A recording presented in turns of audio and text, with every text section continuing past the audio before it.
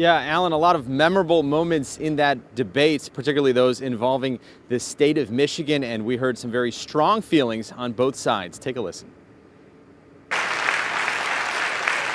In a debate millions of Americans eagerly waited for, topics like the COVID-19 pandemic response and how each candidate sees the issue continue to shape votes. Matt Seeley, an Oakland County Republican, tells us he's convinced the president shows us he's leading the way in testing and treatment, and it's time for more schools and businesses to reopen. Joe Biden has done a bad job of defining what he would do differently with COVID.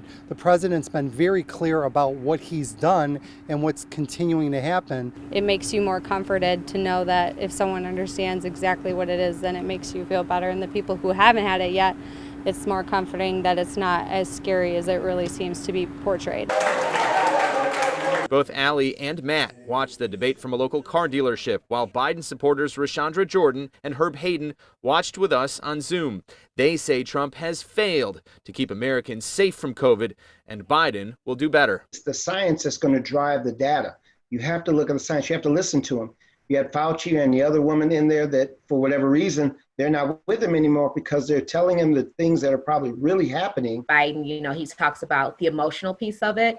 He was saying, you have people that are now missing their spouses, that their table has an empty chair and things like that.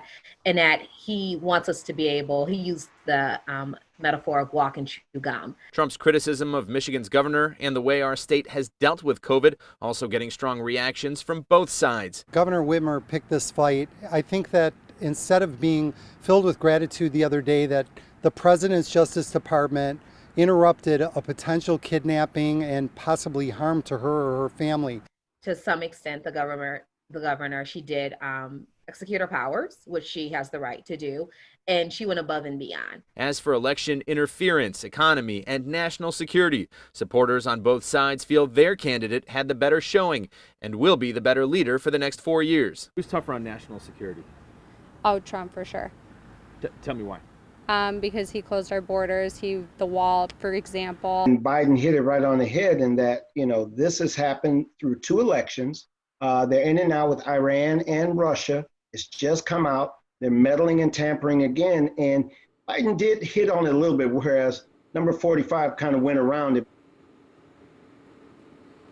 Now, both sides do agree that Michigan remains a key battleground state in this upcoming election. That is another reason it is so important that we all do our part to go out and vote. Alan, back to you.